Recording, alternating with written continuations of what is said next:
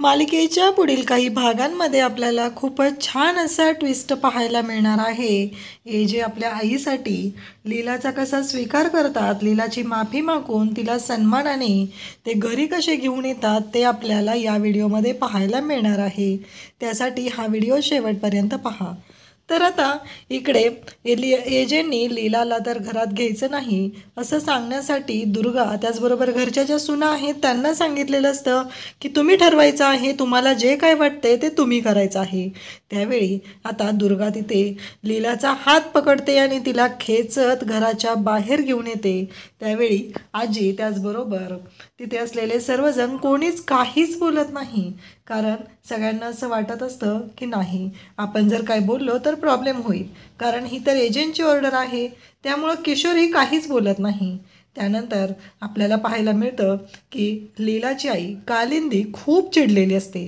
तिला खूप राग आलेला असतो. कालिंदी म्हणत असते, काही झालं तरी तुम्ही माझ्या मुलीला आत्ता घराच्या बाहेर काढलेलं आहे.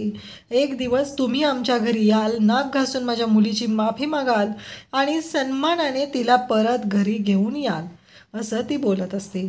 त्यानंतर आपल्याला पाहायला मिळतं की आता कालिंदी, लीला त्याचबरोबर रेऊ या दोघींना घेऊन घरी जाते.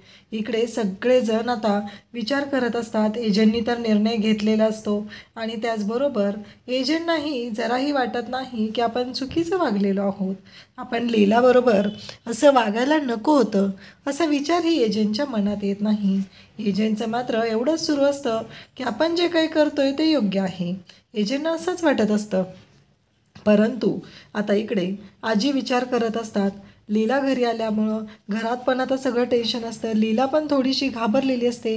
आता तिचं लग्न झालेलं होतं म्हणून ती घराच्या बाहेर पडलेली असते. आता ती माहेर वाशीन म्हणून घरी आलेली आहे. तिने रेऊला घट्ट मिठी मारते आणि रडायला सुरुवात करते. तिने रेऊला विचारते, रेऊ खरं सांग ना, तुला नाही का आठवत? अगं मला फोन आलेला होता. तू असं का म्हणते मला की तुला आठवत नाही? अगं तुझ्या गळ्याला सुरा लावलेला होता. तर रेऊ म्हणते की आपण पोलीस कंप्लेंट करूया म्हणजे कळेल. त्यावेळेस कालिंदीच्या लक्षात येतं, यांनी जर पोलीस कंप्लेंट केली तर सगळंच अवघड होऊन जाईल. म्हणून कालिंदी म्हणते की अगं पुरावा काय आहे त्यांना दाखवायला पोलिसांना? अजून नाचक्की करायचे का? आपल्यामुळं एजंटची जेवढी नाचक्की झाली तेवढी कमी नाहीये का? म्हणून अजून असा विचार करायचा नाही काही करू शकत. मग दोघीजणी विषय सोडून देतात.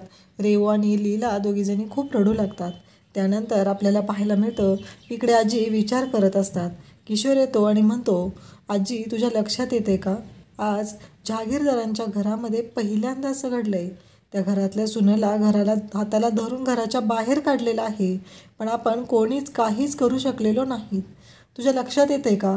अगं एजे बाबा नेहमी त्यांच्या सुनांच्या पाठीशी खंबीरपणे उभे राहतात, पण लीलाच्या पाठीशी कोण उभं राहिलं? आपण कोणीच लीलाची बाजू घेतली नाही.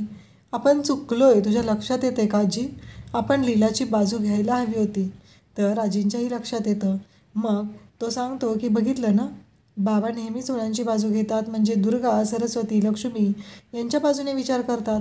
पण आज काय झालं? आज लीलाच्या बाजूने कुणीच विचार केला नाही. त्यावेळेस आजी म्हणते, बरोबर आहे, मी माझ्या सुनेची बाजू घेतली पाहिजे. मी माझ्या सुनेच्या पाठीशी उभं राहिलं पाहिजे. मी माझ्या सुनेची बाजू घेतलीच नाही. मग आता आजी सरळ उठतात आणि इकडे लीलाच्या घरी येतात. आजी म्हणतात की लीला, अगं तू माझी सून आहेस, मी तुझ्याकडे आली आहे. आजी म्हणतात, आता जोपर्यंत तू या घरातून तिकडे येत नाही तोपर्यंत मी इथेच राहणार आहे. लीला आजींना नमस्कार करते. ती खूपच गोंधळलेली असते. त्यानंतर आपल्याला पाहायला मिळतं की आता सगळे जेवायला बसलेले असतात. मग आई कुठे आहे असं एजे विचारतात. तेव्हा दुर्गा, सरस्वती सर्वजण आजीला बोलवायला जातात, पण आजी काही तिथे नसते. मग एजे म्हणतात, थांबा मी फोन करतो आईला.